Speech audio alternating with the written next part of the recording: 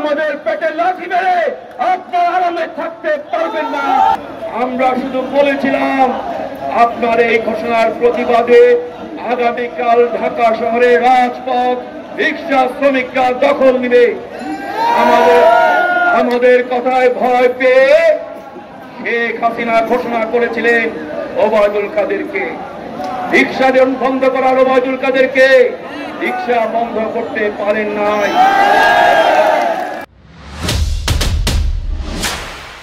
যারা এই ষড়যন্ত্রের পিছনে আছেন তারা এখন কোর্টে আশ্রয় নিয়েছেন। কোর্টে গিয়ে আমাদের বিরুদ্ধে মামলা করে কোর্টের মাধ্যমে রায় নিয়ে আর রিক্সা বন্ধ করার ষড়যন্ত্র করছেন।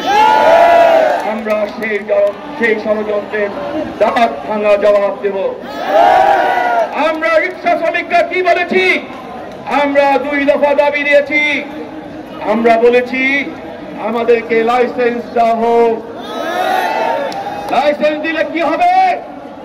প্রথম কথা, আমাদের উপরে চাঁদাবাজদের যে অত্যাচার, মাসে 3000 টাকা করে চাঁদা দেওয়ার যে অত্যাচার, সেই অত্যাচার কমবে। আর সরকারের লাভ হবে, প্রতি বছর আমার কাছ থেকে তারা রাজস্ব পাবে। বাংলাদেশে 60 লক্ষ রিক্সা আছে, 60 লক্ষ রিক্সার কাছ থেকে সরকার রাজস্ব পাবে। 2 নম্বর বলেছি আমাদেরকে যৌক্তিক রোড পারমিট না হোক। আমরা যত্রতত্র গাড়ি চালাতে চাই না, আমরা রুট পারমিট অনুযায়ী, যৌক্তিক রুট পারমিট অনুযায়ী গাড়ি চালাতে চাই। 3 নম্বর বলেছি আমাদেরকে প্রশিক্ষণ দেওয়া হোক। 4 নম্বর বলেছি এই যে রিক্সা যদি অনিরাপদ হয়ে থাকে তাহলে আপনারা এত বড় বড় প্রকৌশল বিশ্ববিদ্যালয় কেন আছেন, কেন বুয়েট আছেন, কেন চুয়েট আছেন, কুয়েট আছেন? আপনারা এই রিক্সাকে নিরাপদ করেন। আমরা সরকারকে এই বিষয়ে কোনো পদক্ষেপ নিতে দেখি নাই।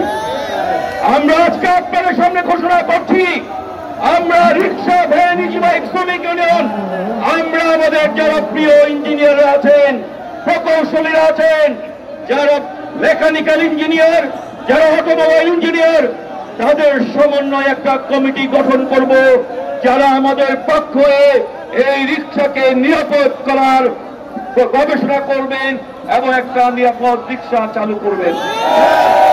প্রিয় ভাই বোনেরা, এখন সর্বশেষ কথা বলি।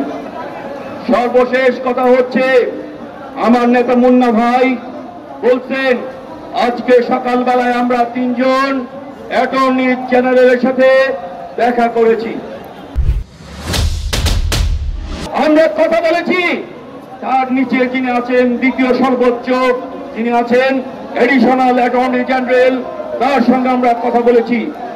তারা বলেছেন গত বৃহস্পতিবারেই তারা এই হাইকোর্টের অন্যায় রায়ের বিরুদ্ধে আপিল করেছেন।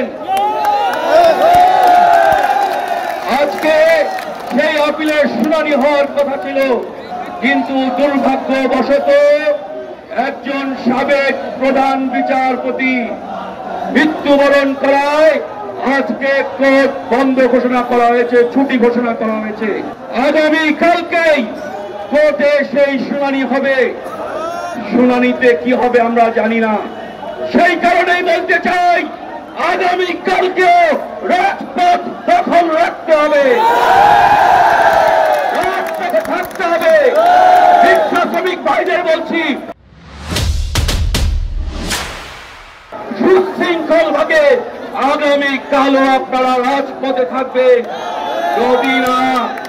যদি না আমাদের বিরুদ্ধে দেওয়া অন্যায় আইন, অন্যায় রায় প্রত্যাহার করা না হয়, তাহলে আমরা রাজপথ ছেড়ে যাব না। আমরা রাজপথেই থাকবো। আমাদের লড়াইয়ের মধ্য দিয়ে, গণ অভ্যুত্থানের মধ্য দিয়ে হাসিনা স্বৈরাচারের পতন ঘটেছে, ইউনূস সরকার ক্ষমতা এসেছে। যদি আমাদের পেটে যেই লাথি মারা হয়েছে তার সংশোধন করা না হয়, সংস্কার করা না হয়, তাহলে আমরা একটা দ্বিতীয় গণঅভ্যুত্থানের নেতৃত্ব দিব। আর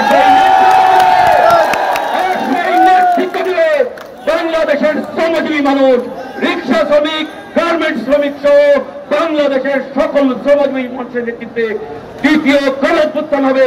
যেই গণঅভ্যুত্থানে শ্রমজীবী মানুষ রাষ্ট্র দখল করবে, তার পক্ষের শক্তি ক্ষমতা দখল করবে, নতুন সরকার গঠন করবে। আমরা আগামীকালের সুখবরের অপেক্ষায় আছি। যদি সুখবর না আসে, আমরা সবাইকে দুঃসংবাদ দিতে চাই। আপনারাও তিষ্ঠতে পারবেন না, আমাদের পেটে লাথি মেরে আপনারা আরামে থাকতে পারবেন না। বন্ধুরা আমার, আমরা এই সমাবেশের পরে সুশৃঙ্খল ভাবে মিছিল করে শহীদ মিনার যাব। আমাদের দ্বারা যেন কারো কোনো ক্ষতি না হয়, আমাদের দ্বারা কারো যেন কারো প্রতি আমরা অন্যায় না করি, আপনারা সেটা দেখবেন।